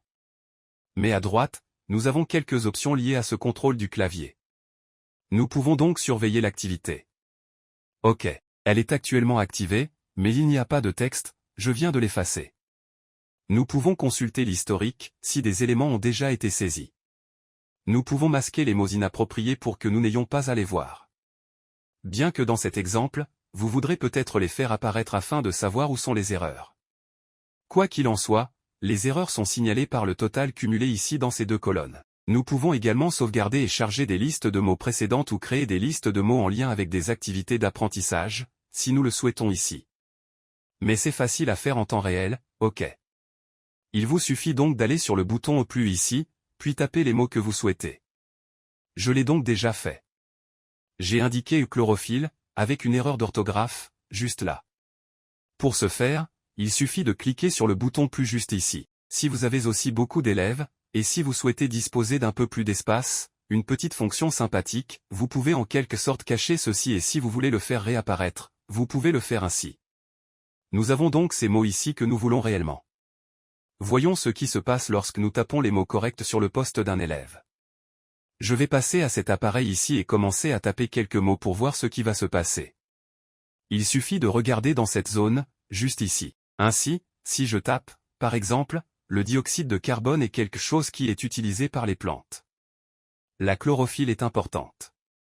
Vous pouvez voir quand je commence à saisir ces mots importants, ils sont mis en évidence.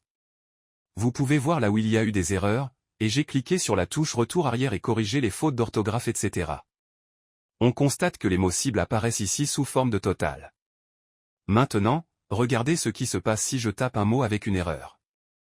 Je vais donc simplement saisir la mauvaise orthographe chlorophylle. Et voilà. Et je vais simplement appuyer sur la touche espace pour l'avancer, et vous pouvez donc voir la couleur, le coloriage de ces mots-là. Il ne s'agit donc pas d'une mesure de protection, mais c'est très utile pour suivre les élèves quand vous en avez beaucoup dans votre classe. Ce n'est pas le cas dans mon exemple, mais quand on a beaucoup d'élèves en cours, c'est une façon vraiment agréable de faire le suivi de l'apprentissage, sans devoir passer par le contrôle de tous les travaux de vos élèves. C'est évident, vous pouvez le voir à l'endroit où il tape, et vous pouvez alors regarder l'historique et voir toutes ces choses. Si je choisis Bob ici, par exemple, et que je vais dans historique, on peut voir tout ce qui a été saisi ici, et les outils qu'il a utilisés, etc. Ok. Donc, c'est très utile, une fonctionnalité à laquelle on ne pense pas toujours, mais très pratique dans NetSupport School.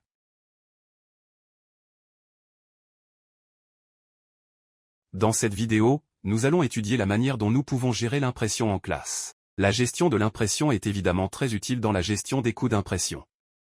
Pour gérer l'impression dans NetSupport School, c'est très facile, comme beaucoup de choses dans NetSupport School.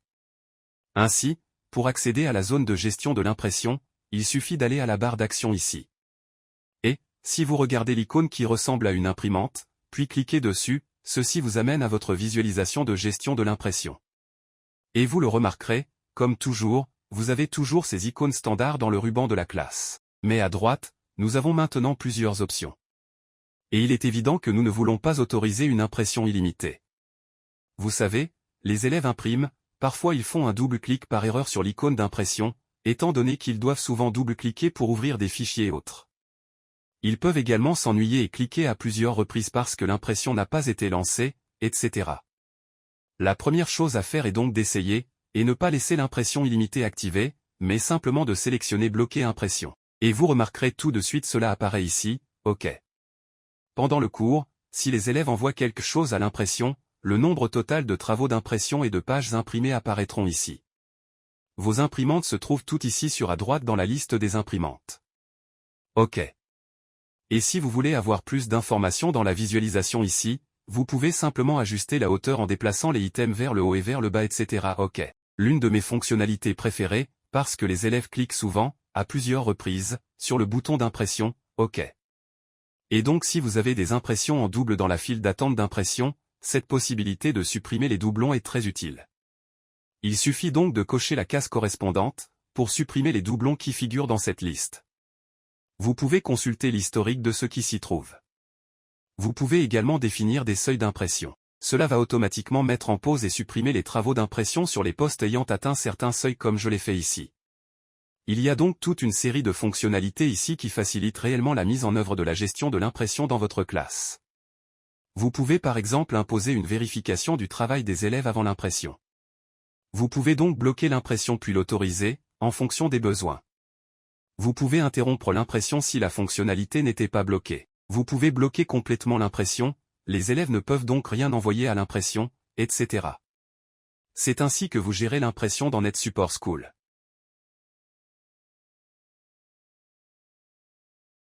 Dans cette vidéo, nous allons examiner l'outil de sélection aléatoire des élèves. Cette fonctionnalité nous permet de sélectionner un élève au hasard dans votre classe pour toute activité que vous souhaitez réaliser. Vous avez donc le choix entre faire une pause, bondir, renvoyer. Mais vous voudrez peut-être faire un choix au hasard parmi les élèves dans le cadre d'une activité. Vous pouvez le faire manuellement par vous-même parce que vous savez qui vous voulez interroger pour répondre à votre question. Mais parfois, il est agréable de faire appel à la technologie. Souvent, dans ma classe, j'avais des élèves qui me disaient « Monsieur, c'est toujours moi ». Si l'on s'en remet à la technologie pour faire ce travail à votre place, il est évident que cela va être très utile. Pour accéder à la sélection aléatoire des élèves, tout simplement cliquez sur le champ Surveiller poste étudiant pour aller ici.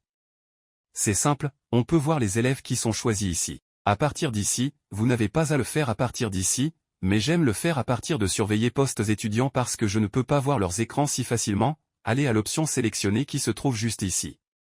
Vous pouvez choisir le nombre d'élèves que vous souhaitez. Je n'ai que 2 élèves dans cette classe de démonstration, donc, je ne sélectionnerai qu'un seul élève. Il existe d'autres options. Vous pouvez donc choisir jouer un son, connecter, déconnecter, etc. D'autres options peuvent être sélectionnées ici. Lorsque vous êtes prêt, il suffit de se rendre sur étudiant aléatoire et cliquer ici. Et ensuite, les écrans clignotent avec des points d'interrogation qui s'affichent, un élève est sélectionné, OK. Et l'élève choisi dans ce cas était Bob Smith. Je répète encore une fois. On sélectionne simplement l'étudiant aléatoire, un point d'interrogation s'affiche sur les écrans, et puis boum, un étudiant est sélectionné.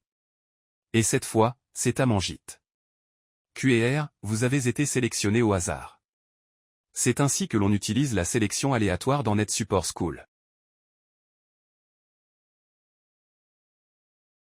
Je vais vous faire une présentation du mode Q&A ou le mode questions-réponses au sein de NetSupport School, qui permet aux enseignants de faire cours dans un cadre un peu plus compétitif et engageant en utilisant ce que nous appelons une gamification du cours. Ainsi, dans le mode questions-réponses, je peux sélectionner ici, j'ai quelques options en haut de la page, ce qui me permet de choisir la question que je vais envoyer à mes élèves. Et aussi quelques paramètres concernant les récompenses, si la question est renvoyée à d'autres élèves si quelqu'un se trompe et ainsi de suite. Nous avons également la possibilité d'inclure un son audio qui produit simplement quelques effets sonores sur les postes des élèves pour qu'ils sachent qu'ils ont été sélectionnés ou choisis pour la question. Donc, en tant qu'enseignant ici, on vous propose plusieurs types de questions. Le premier que nous allons examiner est le premier à répondre. Une question est donc posée aux élèves et elle ressemble beaucoup au jeu Buzz, avec les participants qui doivent buzzer, et le plus rapide est sélectionné pour répondre à la question. Maintenant, en tant qu'enseignant, je peux leur donner un temps de réflexion. S'il s'agit d'un cours de mathématiques et que cela nécessite quelques calculs, on peut leur donner, disons, 10 à 20 secondes pour y réfléchir. Et puis nous avons le temps pour répondre à la question. Ainsi, les élèves auront tous la possibilité de buzzer après 25 secondes. Si la réponse est bonne, ils peuvent obtenir une étoile, que vous pouvez voir sur le haut de la page à gauche de leur miniature, et qui s'affiche aussi sur les écrans des élèves. S'ils se trompent, nous avons l'option de renvoyer automatiquement la question à l'élève suivant, et ainsi de suite, vous pouvez décider de continuer à renvoyer la question jusqu'à ce qu'un élève donne la bonne réponse.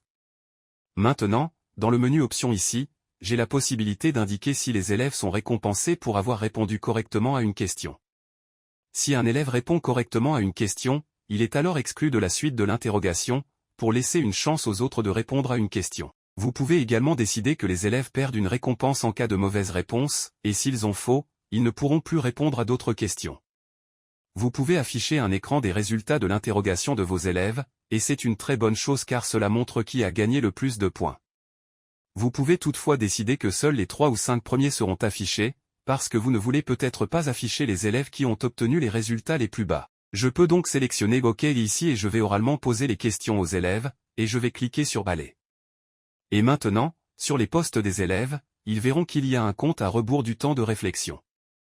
Une fois que le compte à rebours est terminé, le bouton Réfléchir devient Répondre. J'aurais dû le configurer sur moins de 25 secondes, et lorsque le temps s'est écoulé, les élèves peuvent répondre. J'ai donc buzzé en tant qu'élève, et vous pouvez voir que l'étudiant, Matt Smith, a été le premier à buzzer. Donc, maintenant il va oralement me donner sa réponse. Et il a faux, la parole est renvoyée à Bob qui peut maintenant répondre. Il donne la bonne réponse. Il a donc gagné une étoile et il ne va plus répondre aux autres questions. Nous pouvons ensuite appuyer sur Arrêter. Il s'agit donc de l'option Premier à répondre. Ensuite, nous pouvons cliquer sur Saisir une réponse. Et là encore, nous pouvons avoir un temps de réflexion, que je vais raccourcir un peu cette fois-ci.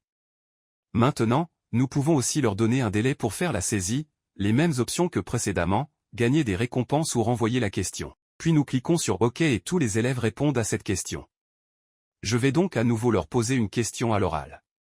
Combien fait 10 fois 9? La réponse est 90. Espérons que vous avez bon. Maintenant, vous pouvez cacher la réponse car si vous utilisez un projecteur ou un smartboard, vous ne voulez pas que les élèves vous voient saisir la réponse. Vous pouvez également y préciser s'il faut respecter les majuscules et les minuscules. Si ce n'est pas le cas, nous pouvons prévoir une légère marge d'erreur sur l'orthographe, s'il s'agit par exemple du nom d'une capitale et qu'il y a une petite faute d'orthographe. Nous pouvons maintenant appuyer sur Balai. Tous les élèves sur leur poste bénéficient à nouveau d'un temps de réflexion. Et, à ce stade, ils ont la possibilité de saisir la réponse dans la barre des tâches, dans la zone de texte, désolé, et vous pouvez voir s'ils ont la bonne réponse ou pas. Le vert indique que Matt a fait le bon choix et que Bob s'est trompé. Et là encore, une étoile peut être gagnée et vous pouvez voir les résultats des élèves. Ensuite, nous avons au hasard. Ou la sélection aléatoire. Cela me permettra de choisir un ou plusieurs élèves au hasard et de leur poser une question. Il n'y a donc pas de favoritisme, il n'y a pas de préférence. Nous sélectionnons au hasard plusieurs élèves. Comme ici, l'écran clignote sur les postes étudiants, je vais leur poser une question et s'ils donnent une bonne réponse, ils obtiennent comme avant, une étoile. Poursuivons, nous avons une possibilité similaire à celle de premier à répondre et saisir une réponse. Et nous pouvons avoir des questions par équipe. À titre d'exemple, j'ai un groupe qui s'est constitué ici pour obtenir un soutien supplémentaire. L'un de mes élèves est donc un soutien par rapport à l'ensemble de la classe. Cela vous permet en fait de mettre potentiellement en place d'autres groupes, comme l'équipe A et l'équipe B. C'est pourquoi, lorsque nous choisissons l'équipe première à répondre, nous avons l'option, ici. Désolé, pas là-dedans. Vous avez le choix, OK. Ensuite, l'équipe est désignée de manière aléatoire. Vous pouvez donc diviser votre classe en deux, peut-être 3 équipes au hasard. Vous pouvez autoriser les élèves à choisir leurs propres équipes en séparant les noms avec une virgule. Vous pouvez également utiliser les groupes actuels. Si vous avez plusieurs groupes avec des noms spécifiques, comme équipe A, nous pouvons donc à présent exécuter notre option premier à répondre, sélectionner OK, puis OK à l'intérieur. Et cela va nous afficher le résumé de l'équipe. Et voilà. Nous posons donc une question. Et les élèves appartiennent à l'équipe 1 et l'équipe 2. Ici, nous n'avons que 2 élèves, mais quand vous avez une classe de 30, il est beaucoup plus facile de s'en rendre compte. Et quelqu'un pourra alors répondre. Quelqu'un peut répondre en premier puis en deuxième, ils ont la bonne réponse. C'est donc leur équipe qui remporte le point. Vous pouvez voir l'étoile qui apparaît en face du nom de l'équipe en haut de la page. Ensuite, vous pourrez passer au tour suivant et poser une autre question comme précédemment. Nous pouvons faire l'exercice entrer une réponse en équipe, qui fonctionne à peu près de la même manière. Encore une fois, la répartition en équipes se fait de manière aléatoire, on peut les laisser choisir ou même conserver les équipes actuelles.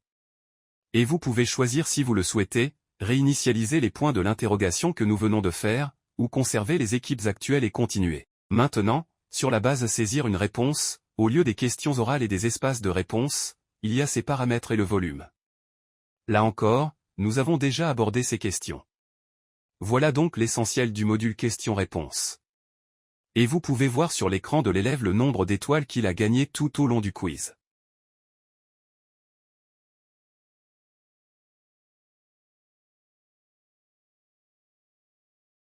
Je vais vous montrer l'outil de sondage des élèves de NetSupport School, qui est un outil formidable pour évaluer le feedback des élèves, poser des questions et encourager la classe à la discussion. Maintenant, en sélectionnant mon outil de sondage ici, je peux voir les élèves de ma classe. Je peux poser des questions et les transmettre aux élèves. Ainsi, en sélectionnant ici, cela me permet de gérer les différentes que je peux leur envoyer. Il pourrait s'agir d'une question telle que « Quelle est la racine carrée de 144 ?» dans le cours de mathématiques. Et vous pouvez obtenir les réponses, des réponses différentes. Par exemple, il peut s'agir d'un cours de sciences. Il peut également être utilisé comme un outil de bien-être. Ainsi, au début d'un cours, l'enseignant peut demander à la classe « Comment allez-vous aujourd'hui ?» et faire participer les élèves à la conversation, obtenir un feedback, un aperçu général de la journée. Si des élèves indiquent que la journée est plutôt difficile, il est bon de savoir en début de cours que les élèves n'ont peut-être pas commencé la journée dans de bonnes conditions, qu'ils ne sont pas en mesure de donner le meilleur d'eux-mêmes, afin que vous puissiez les aider dans votre rôle de tuteur. Ici, je peux donc gérer et je peux créer des réponses personnalisées. Je peux ajouter une nouvelle question ici, taper « Quelle est votre matière préférée ?» Et dans les réponses, nous pouvons faire des réponses personnalisées. Je pourrais donc dire maths, anglais, sciences, EPS. Ajouter et nous avons maintenant une question à notre disposition. À partir de là, je peux depuis la liste déroulante choisir la question que je souhaite poser à mes élèves. Je vais donc demander « Comment allez-vous aujourd'hui ?» C'est ici aussi. Vous pouvez donc la taper en bas dans la partie inférieure, et je vais publier cela à tous mes élèves. Et comme vous le voyez sur leurs écrans, ils peuvent dire OK, bien et mal. Maintenant que j'ai configuré les réponses, nous pouvons voir ici les résultats du sondage auprès des élèves. C'est très utile de savoir qui a répondu, de quelle manière et de quel élève il s'agit. La question que j'ai utilisée est un outil de bien-être, mais il pourrait s'agir d'un moyen de savoir si des élèves ont besoin d'un soutien supplémentaire et ainsi de suite. Vous pouvez même l'utiliser comme vérificateur de confiance en soi. Si quelqu'un pense ne pas bien maîtriser un sujet que vous venez d'enseigner, vous pouvez alors utiliser l'outil pour le placer dans un groupe de soutien. J'ai donc ici un élève dans un groupe de soutien supplémentaire, et cela me permettra de soutenir cet élève à distance, avec le partage de mon écran, en donnant les bonnes ressources pour l'aider et le guider tout au long du cours. De plus, avec nos élèves, selon résultat de notre sondage, il y a la possibilité d'automatiser le regroupement des élèves en fonction de leurs réponses. Encore une fois, quand vous avez un groupe d'élèves confiants dans leurs connaissances et un groupe d'élèves qui le sont moins, nous pouvons les regrouper automatiquement. Et maintenant, vous avez un moyen de soutenir directement ce groupe d'élèves, sur la base des critères de confiance qu'ils ont eux-mêmes auto-évalués. En fonction de la question que vous avez posée à vos élèves, vous pouvez décider d'afficher les résultats, et ceux-ci apparaîtront dans un diagramme circulaire à l'intention des élèves. En fonction de la question posée, il peut s'agir d'une opportunité pour démarrer une discussion en classe. Vous pouvez, par exemple, demander à l'élève à pourquoi avez-vous répondu. et de justifier sa réponse, puis à l'élève B, qui a répondu autrement, vous pouvez lui demander de justifier cette réponse différente. Et cela favorise l'engagement personnel pendant le cours. J'ai donc terminé. J'ai une liste de sondages ici, et je peux les enregistrer et charger les sondages à partir d'une liste plus tard. C'est très utile dans les établissements parce qu'il permet aux enseignants de partager les questions de sondage qu'ils utilisent, sans devoir dupliquer et répliquer une charge de travail supplémentaire. Vous pouvez créer une longue liste et ensuite l'envoyer à toutes les autres personnes qui pourraient en avoir besoin.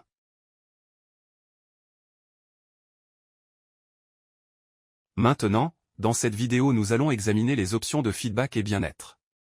Précédemment dans la vidéo, vous aurez vu comment faire le feedback et le contrôle de bien-être en mode facile, mais c'est un peu différent depuis la console avancée. Vous remarquerez que vous avez l'onglet feedback et bien-être ici. Cliquez ici et vous accédez à un nouveau ruban qui vous donne la possibilité de faire les mêmes choses que précédemment. Donc, si vous cliquez sur l'option feedback et bien-être ici, vous demandez un feedback ou un contrôle du bien-être des élèves. Cliquez ici, et vous obtenez la même fenêtre comme vous l'avez vu précédemment. Vous pouvez donc poser une question aux élèves, ce qui est facultatif. Vous pouvez également leur demander oralement en classe. Vous choisissez l'option que vous souhaitez en termes de réponse. Vous pouvez rendre les résultats anonymes ici, si vous le souhaitez. Choisissez celui que vous souhaitez, cliquez sur OK, et ensuite comme précédemment, quelque chose s'affiche sur les écrans des élèves. Vous pouvez le constater avec l'affichage sur les écrans des élèves ici. Ils choisissent leur réponse, et ensuite sur notre écran, nous découvrons leur réponse. L'anonymat est préservé, on ne sait donc pas qui a dit quoi. OK. N'oubliez pas que nous pouvons voir le résultat sous forme graphique, ou de liste, comme cela. Nous pouvons choisir de sauvegarder ou d'imprimer si nous le souhaitons, ou si c'est terminé, on peut fermer. N'oubliez pas que nous pouvons l'utiliser pour obtenir un feedback mais aussi pour un contrôle de bien-être. Ainsi, dans l'exemple précédent, nous avions parlé de l'auto-évaluation dans la maîtrise des connaissances, donc quel est votre degré de confiance en vous, de 1 à 5, 5 étant vraiment confiant et 1 pas très confiant sur le thème de la photosynthèse. Les élèves peuvent alors choisir eux-mêmes et cela vous donne une idée du niveau de compréhension. OK. C'est ainsi que l'on utilise les options feedback et bien-être dans NetSupport School. Il existe d'autres possibilités d'envoi de stickers aux élèves également. Donc, si je sélectionne cet élève ici, je peux lui envoyer un sticker qui lui indique mon niveau de satisfaction, et il pourrait s'agir d'un tout autre motif. Il y a un grand choix de stickers. Cliquez sur Envoyer sticker, et il apparaît alors sur les écrans des élèves. Et cela pourrait être, vous savez, une façon, un peu visuelle de faire savoir à vos élèves, que vous surveillez ce qu'ils font. Et aussi, d'une certaine façon, un feedback visuel, sur leur travail. Et vous remarquerez que ces différents stickers n'apparaissent pas seulement sur l'écran, ici de façon bien évidente mais également dans la barre d'outils de l'élève juste ici, comme vous pouvez le voir. Et voilà.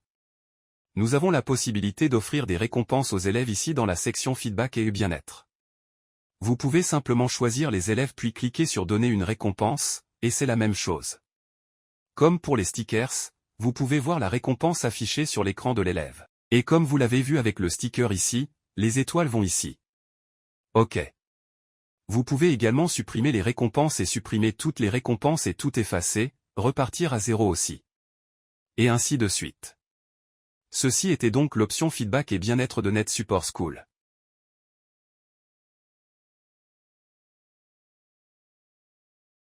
Dans cette vidéo, nous allons explorer la barre d'outils étudiants. Maintenant, vous l'avez vu apparaître dans toutes ces miniatures et les autres vidéos, quand nous sommes passés sur l'écran d'un élève. Mais explorons un peu ce qui se passe et ce que vous pouvez voir dans la barre d'outils étudiants. Reprenons donc à Bob Smith pendant quelques instants. Faisons en sorte que ce soit bien large afin que vous puissiez voir le mieux possible. Je passe en plein écran, nous y voilà. Alors, quand nous sommes ici sur l'écran de Bob, bougeons un peu ceci l'affaire d'une seconde. Une jolie petite barre d'outils flottante, donc lorsque vous êtes en plein écran, vous pouvez manipuler, déplacer et agrandir la barre d'outils, la fermer, et ainsi de suite. Jetons un coup d'œil à la barre d'outils et procédons de la gauche vers la droite. Ainsi, à gauche vous verrez tous les stickers qui ont été envoyés. Vous pouvez voir une petite icône qui représente les élèves. Le nom de l'élève tel qu'il est enregistré au début du cours, l'heure, la date et les éventuelles récompenses qui ont été données aux élèves. Elle contient également des informations que vous avez saisies, par exemple votre salle, votre nom, le nom de la classe et ainsi de suite. tous les points de référence utiles pour un élève, mais l'essentiel réside en réalité ici, à droite. Donc, la première chose que nous voyons ici, la section depuis laquelle les élèves peuvent accéder aux ressources. Si vous avez partagé des ressources avec vos élèves pendant un cours, ils peuvent aller ici pour y accéder. Il n'y a rien pour ce cours. Et c'est indiqué quand vous passez la souris dessus. On vous donne également une idée de vos objectifs pédagogiques. Si vous cliquez ici, vous obtenez un petit menu déroulant qui s'affiche et vous dit quels sont les objectifs et les résultats de l'apprentissage, juste ici. Super! Cliquez sur la croix pour fermer. À côté ensuite, nous avons le contrôle des appareils. Et les icônes qui y figurent représentent tous les types de contrôles qui sont appliqués sur l'appareil. Celui-ci montre donc que les CD ne sont pas autorisés. Celui-ci indique que la clé USB n'est autorisée. Il s'agit donc d'une sorte de point de référence, juste là. Ceci, avec la coche, montre que la surveillance du clavier est activée. Il s'agit d'une petite coche qui indique cela. À côté, nous avons l'état de l'impression. La ligne qui la traverse, barrée, signifie que l'impression est actuellement bloquée, mais dans le cas contraire, les élèves pourraient cliquer ici et voir la file d'attente d'impression et le statut de leur impression si c'était ouvert. À côté de cela, nous avons le statut des applications, aucune application n'est en cours d'utilisation, ni sur Internet aucune restriction. Une chose à laquelle il faut être attentif, vous savez, si vos élèves travaillent, et je reconnais que ceci a été ouvert précédemment, nous jouions le rôle de l'élève désobéissant, mais fermons ceci. Pendant un instant. OK. Alors oui, lorsque vous activez la limitation d'accès au site Internet, donc, s'il y a un site non approuvé ouvert à ce moment-là, cela fermera ces onglets. Il faut donc en tenir compte. Et si vous avez des sites à accès limité, une page Internet s'affiche et on vous indique quels sont les sites approuvés figurant sur la liste. Normalement, il y a un logo ici etc., mais ce n'est pas le cas pour le moment parce que j'ai rendu l'accès à l'Internet illimité à nouveau, mais normalement le logo NetSupport de NetSupport School doit apparaître. Et puis, une icône représentant le site Internet et ensuite le lien qui est le lien autorisé. OK. C'est donc ce qui apparaît normalement dans ces circonstances. À côté du statut de l'Internet et des applications, vous avez le journal où vous pouvez ajouter des notes et des éléments. Ces deux options ici sont utiles pour les élèves en particulier. Celui-ci demande une discussion, donc les élèves peuvent commencer à discuter et à vous bombarder de questions. Ils peuvent demander une conversation et cela apparaîtra sur votre tableau de bord, et vous pourrez répondre vos élèves. Sinon, tout au bout, vous avez une demande d'aide. Il s'agit donc d'une main levée virtuelle pour attirer votre attention. Vous pouvez alors soit aller voir l'élève à son bureau et lui donner un coup de main ou lancer une conversation pour discuter du sujet en question. Et voilà, je vous ai présenté les fonctionnalités de la barre d'outils étudiants dans NetSupport School.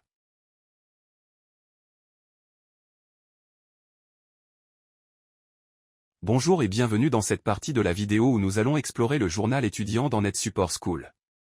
Il s'agit là d'une fonctionnalité tout à fait intéressante.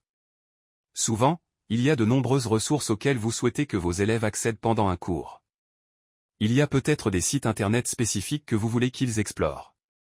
Il peut s'agir d'une ressource, d'une image que vous souhaitez qu'ils référencent, ça peut être aussi une formule. Il peut s'agir de notes générales, certaines citations que vous voulez qu'ils étudient, beaucoup de types de supports qui soutiendront l'activité d'apprentissage que vous avez prévue. Et toutes ces choses peuvent être regroupées dans votre journal étudiant. Pour créer un journal, il faut se lancer. Tout d'abord, assurez-vous que vous êtes sur l'onglet Journal dans l'option juste là où je me trouve en ce moment. Le ruban du journal s'affiche. La première chose à faire est donc d'aller sur Démarrer. OK. Cliquez ensuite sur Démarrer et vous pouvez cliquer ici mais nous allons commencer depuis le début ici. Si nous créons un nouveau journal, 6e SVT et vivant nous l'appellerons ainsi, juste parce que nous travaillons en live. OK. Vous pouvez indiquer le nom de la classe si vous le souhaitez. 6e SVT, appelons-le ainsi. Cliquez sur OK. Et ce journal commence. OK. Et vous avez des contrôles. Vous pouvez donc le consulter à tout moment en PDF ici, OK. Si vous pensez qu'il y a une erreur ou quelque chose est erroné, vous pouvez annuler le dernier ajout, vous pouvez l'arrêter à tout moment, vous pouvez choisir de l'imprimer si vous le souhaitez, et vous pouvez synchroniser celui-ci et le journal des élèves. Parce que les élèves peuvent aussi ajouter des choses dans le journal. OK. Vous pouvez donc également synchroniser ce contenu. Ce que vous pouvez faire, c'est ajouter le registre étudiant à votre journal si vous voulez qu'il y figure. vous pouvez aller dans Notes, et ajouter une note en allant sur Notes. À partir d'ici, vous pouvez saisir la note, et l'envoyer à un élève précis ou à eux tous les élèves connectés, comme ça. OK. Donc la note pourrait être, ceci est une note, par exemple. Cliquez sur OK. Et voilà. C'est super. De même, vous pouvez ajouter une capture d'écran d'une application sur votre bureau. Vous pouvez également envoyer la liste des sites internet approuvés au journal. Si vous avez réalisé un sondage et que vous souhaitez envoyer ces résultats à vos élèves, vous pouvez le faire ici. Vous pouvez également ajouter une liste de mots ciblés au journal. Cliquez donc ici, il pourrait s'agir de ces mots-clés que vous voulez que les élèves utilisent dans le cours. Saisissons donc des mots comme chlorophylle, dioxyde de carbone, etc. Encore une fois, élèves sélectionnés ou tous les élèves connectés, OK. Et toutes ces choses entrent dans le journal. OK.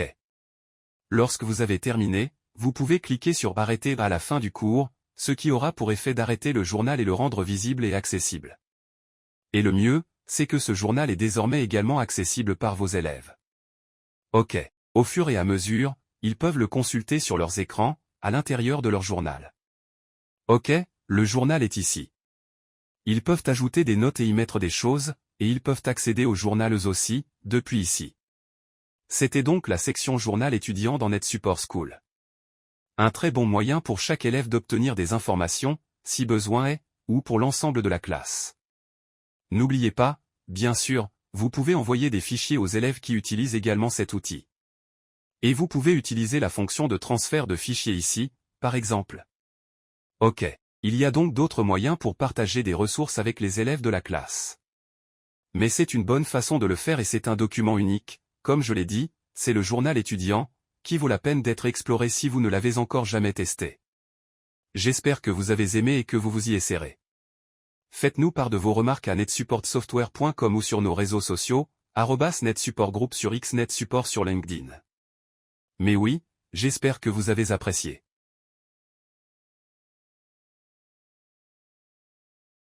Merci d'avoir pris le temps de visionner les différents chapitres de cette vidéo pour découvrir les nombreuses fonctionnalités de NetSupport School.